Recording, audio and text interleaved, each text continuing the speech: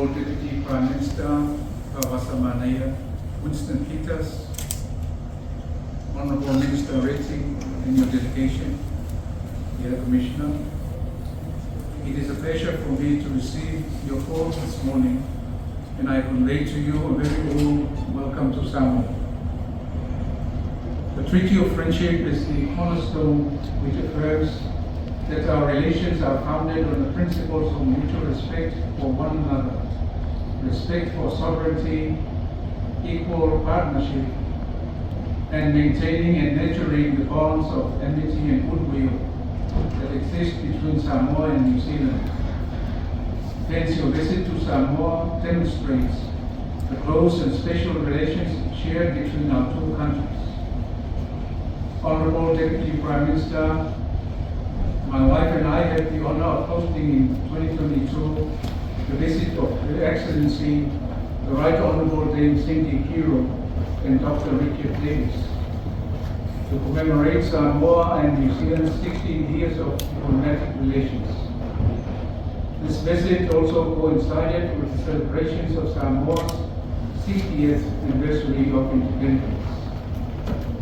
There was also an exchange of visits between our two Prime Ministers, Prime Minister Vailele and former Prime Minister Ardern, in the spirit of celebrating and strengthening the close relations that exist between our two countries. This special relationship has been reaffirmed through various partnerships and cooperation that our two countries are committed to, and we will continue to work together with New Zealand to maintain the excellent relations that exist between our two countries. Samoa and New Zealand have a warm and long-standing relationship based on our close historical ties and people-to-people links.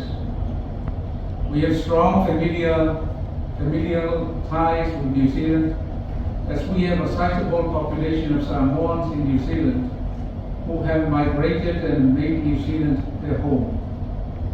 We have Samoans who have gained citizenship under the quota scheme and those who are working under the seasonal workers scheme living in New Zealand.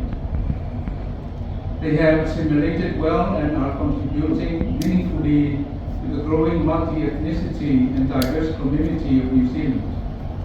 In turn, they have also contributed to Samoa's economic development through the remittances of funds to assist their families here in Samoa. As a close development partner for Samoa, New Zealand has over the years assisted in alignment to Samoa's strategic priorities as in the pathway for the development of Samoa, including areas such as health, education, tourism, and private sector development. Also, as Samoa faced social and economic setbacks since the measles epidemic in 2019 and the COVID pandemic in 2020, the swift collective response of our development partners, including New Zealand, strengthened our efforts to recover in those critical times. Honorable Deputy Prime Minister, Samoa appreciates the generous assistance of the Government of New Zealand towards preparations to host the Commonwealth Heads of Government meeting in October this year. I understand you will have further discussions on this matter during your bilateral meeting with Prime Minister Vailele and our government officials. I thank the Government of New Zealand for helping our people during our times of need. Her Excellency the Layman Tour presented her letter of credence on Tuesday, 6th of February this year, coinciding with the Waitangi Day in New Zealand. I look forward to joining in the celebration of your Waitangi Day this evening. May Samoa and New Zealand continue the excellent bilateral relations and partnership nurtured over the years. I wish you, sir, and your delegation a safe journey back to New Zealand. So forth, and God bless. Your Highness, Vailele, on behalf of this delegation and my colleague, Honourable Reti, thank you for having us at this beautiful residence. At a previous time, that was at the famous poets' residence on the side of the hill, which anyone's ever studied that poem knows that it's home is the hunter, home from the hills, and the sailor home from sea, but no doubt about it.